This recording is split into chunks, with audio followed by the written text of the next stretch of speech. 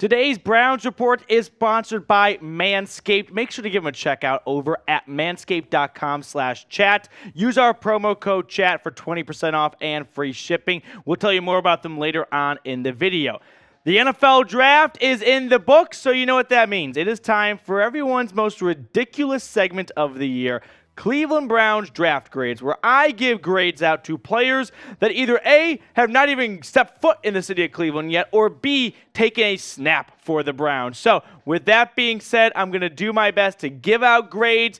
Know that there's a bit of tongue-in-cheek in these grades here because, well, let's be honest, we're grading players who have yet to even play a snap for the Browns. So let's go in order of picks through the first to the last, starting with number 74, Cedric Tillman, wide receiver from Tennessee. I'm going to grade this pick a B, and I'm going to give an overall grade for the entire class at the end. I'm a big fan of the Cedric Tillman pick. Just like the Martin Emerson pick last season, and that's been the common connection everyone has made so far, this is a best player available type of pick where you are thinking down the line. Plus, he brings something a little bit new to the Browns wide receiver room. He's going to be the tallest of the bunch, 6'3.5", 213 pounds. Physical guy who in the red zone is going to do some boxing out and get open looks for Deshaun Watson. But he's also more than that. He's not just good from the 20 inside. He is great yards after the catch. Now in 2022, he had an ankle injury sidelined him for a stretch of the season, so the stats aren't quite there. But in 2021, he was a 1,000-yard receiver. He was Tennessee's #1 guy. I'm going to tell you guys this as a Tennessee alum who watched every single snap of football last year. There is an argument to make that Cedric Tillman is better than the Biletnikoff winner, Jalen Hyatt. He was the #1 wide receiver going into the season. Then he suffers that bad ankle sprain. He gets surgery on it midseason, and he falls as a result in the draft. The Browns got, in my opinion, a bit of a hidden gem here. Big fan of the Cedric Tillman pick. Big picture, though, you got to think what the future is for Amari Cooper with a big cap hit and Donovan Peoples-Jones entering a contract year.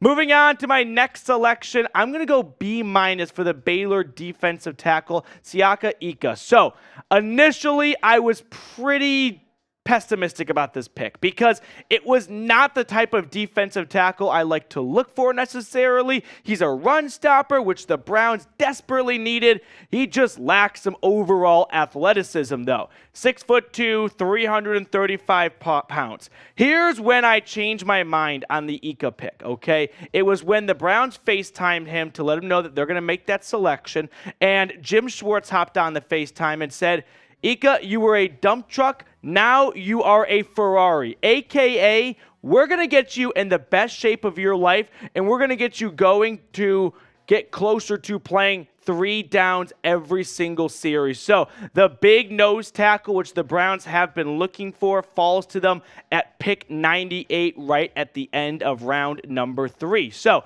with that being said, we're going to let you guys get in the chat right now and let us know what your favorite pick was made by the Browns. Was it Cedric Tillman?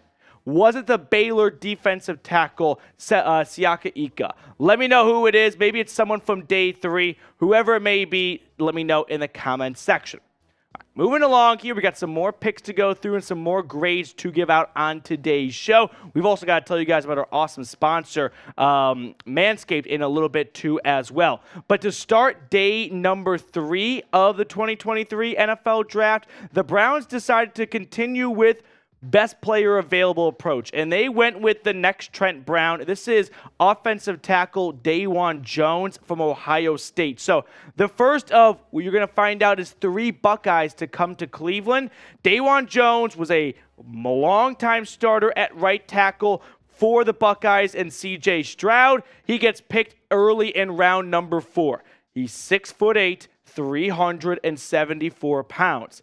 Bill Callahan, go to work. The Browns offensive line coach, who in my opinion is the best in the league, should have a ton of fun with this pick right here, right? Jones, at that type of size, needs to work on his technique and whatnot, but he makes big people look small. Massive size. Our NFL draft expert, Tom Downey, had him ranked as the 6th best tackle. I thought he'd be a day 2 type of player, round 2, early round number 3. Now, I know that everyone is making the connection of Jed Wills, 5th-year option, not picked up yet. Is this a replacement? I'm going to caution you guys on that. Jones is a right tackle, and I think he's best served at right tackle. Not sure if he's going to make the move to left tackle, but that's up to Bill Callahan and the Browns to figure out. The NFL draft has come and it unfortunately has gone, but you should not leave it without getting the new Lawnmower 4.0 thanks to Manscaped, the most exciting prospect in this NFL draft class, if you ask me. Now, Manscaped has had a long, elite downfield play with their Lawnmower 4.0, but this year in 2023, they introduced the rookie sensation Beard Hedger. So, to ensure that your face is the franchise of the face and a pretty one too, make sure you get this 1-2 men's grooming punch when you go to manscaped.com/chat and you use promo code chat to get 20% off plus free shipping. All that information is in the comments and the description of today's video. Getting back on track to Browns draft grades. The most ridiculous segment, but we all do it. We all want to see what kind of grades we're giving out here, and they're always awful, but it's just a football tradition to give grades out. Let's start with a B- for Isaiah McGuire. Now, I understand I'm not giving out A's. I can't give out A's, in my opinion, unless they are truly hidden gems, and I'm absolutely head over heels in love with them. The reason being is, if I give them, the Browns, an A for some of these picks, what do I give the Texans for getting C.J. Stroud and Will Anderson? So McGuire is going to get a B- from me. He's 6'4", 268 pounds, great frame. He's also got a lot of productivity behind him too from his time at Missouri. Last season for the Tigers, 7 sacks, 13 tackles for loss. In my video when they drafted him, the analogy I sort of used was he's a good golfer, but he only has a few clubs in his bag. Insert Jim Schwartz to add on to his pass rushing arsenal and helping him develop as a pass rusher and not being a one-trick-ish pony that gets figured out as the game goes along. He also brings some nice special teams value. Andrew Berry mentioned that when he talked about the selection during his press conference following the draft. Now, if you want daily videos for your favorite team, sub right now. We keep you guys informed and entertained all off season long. There are some Browns outlets out there that take their foot off the gas in the dog days of the off season. Not us. Make sure to subscribe if you are not already. We've got some more picks to get to here in day number 3, and then my overall grade for the 2023 Cleveland Browns draft class. Round number 5, 140. I'm going to go C+ for Dorian Thompson-Robinson. Now, don't think C+ is bad, right? C could be average, so it's above average. I think DTR is a good quarterback. I liked him coming out of UCLA.